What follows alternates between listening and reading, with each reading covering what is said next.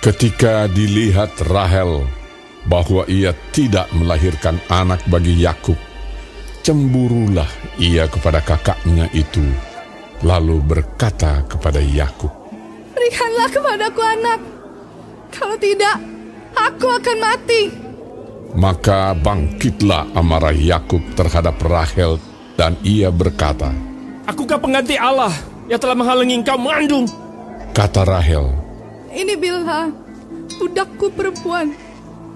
Hampirilah dia, supaya ia melahirkan anak di pangkuanku, dan supaya oleh dia aku pun mempunyai keturunan."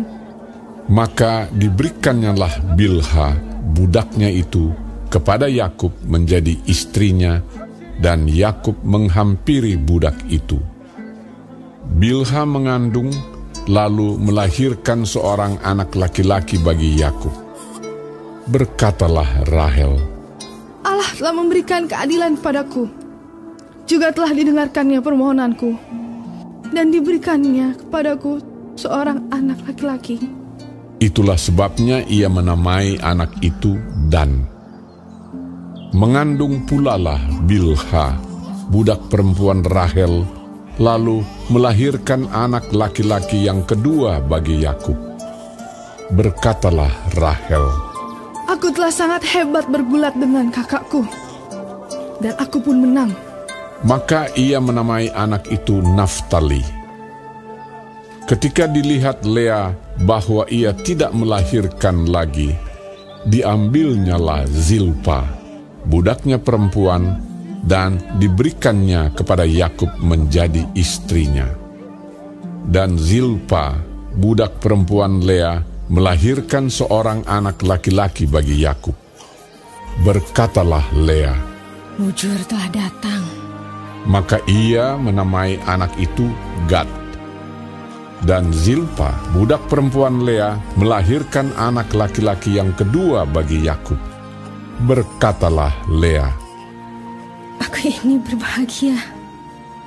Tentulah perempuan-perempuan akan menyebutkan aku berbahagia." Maka ia menamai anak itu Asher.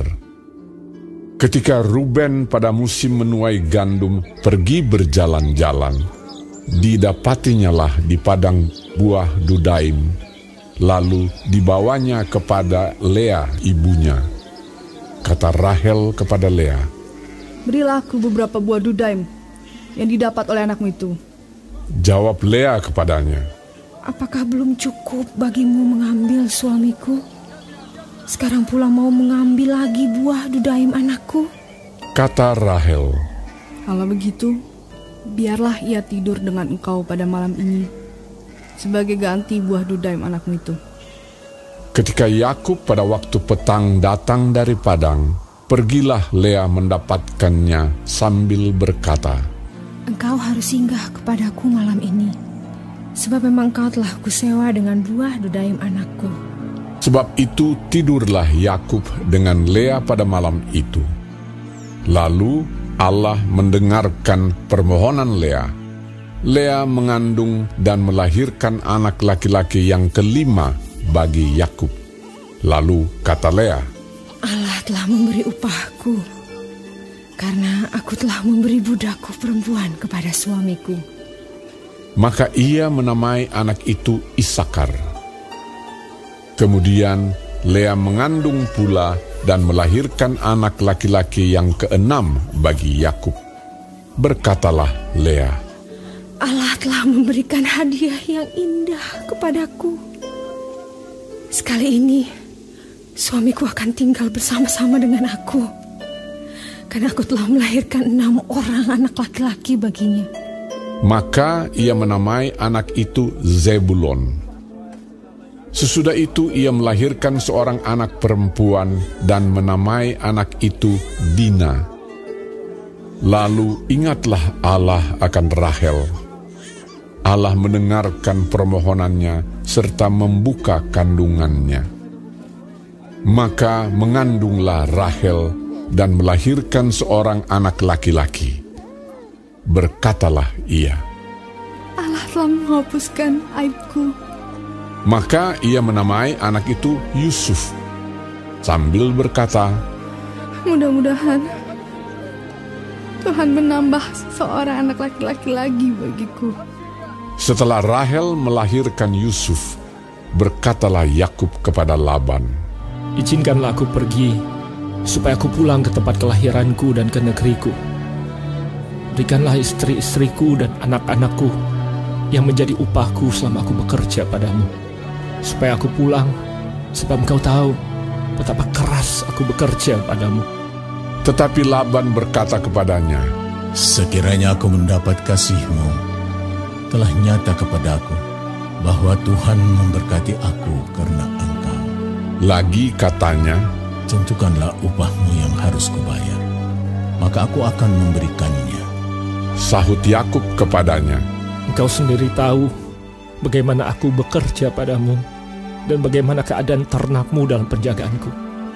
Sebab harta milikmu tidak begitu banyak sebelum aku datang, tetapi sekarang telah berkembang dengan sangat, dan Tuhan telah memberkati engkau sejak aku berada di sini.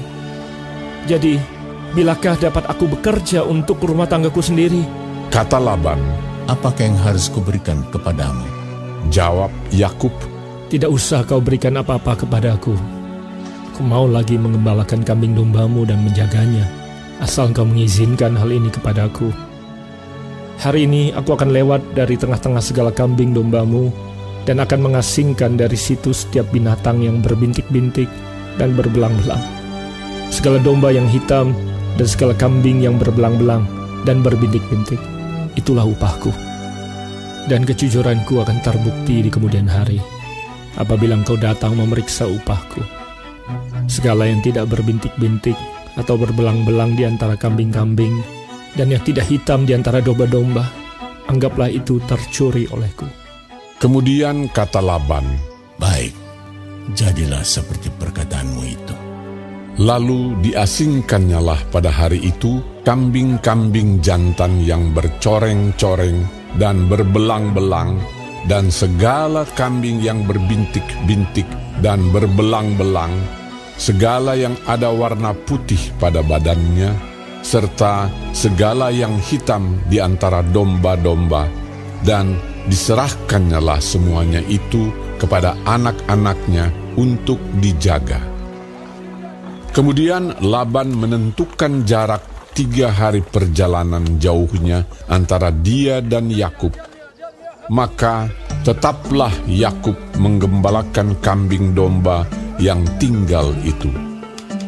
Lalu Yakub mengambil dahan hijau dari pohon hawar, pohon badam, dan pohon berangan. Dikupasnyalah dahan-dahan itu sehingga berbelang-belang sampai yang putihnya kelihatan. Ia meletakkan dahan-dahan yang dikupasnya itu dalam palungan, dalam tempat minum, kemana kambing domba itu datang minum, sehingga tepat di depan kambing domba itu. Adapun kambing domba itu suka berkelamin pada waktu datang minum. Jika kambing domba itu berkelamin dekat dahan-dahan itu, maka anaknya bercoreng-coreng, berbintik-bintik, dan berbelang-belang.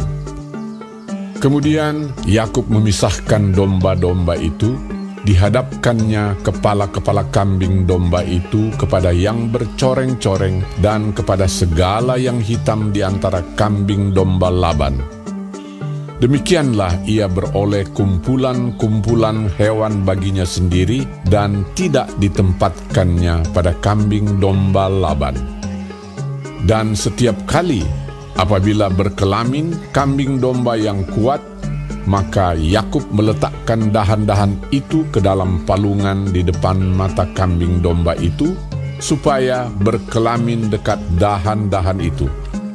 Tetapi apabila datang kambing domba yang lemah, ia tidak meletakkan dahan-dahan itu ke dalamnya.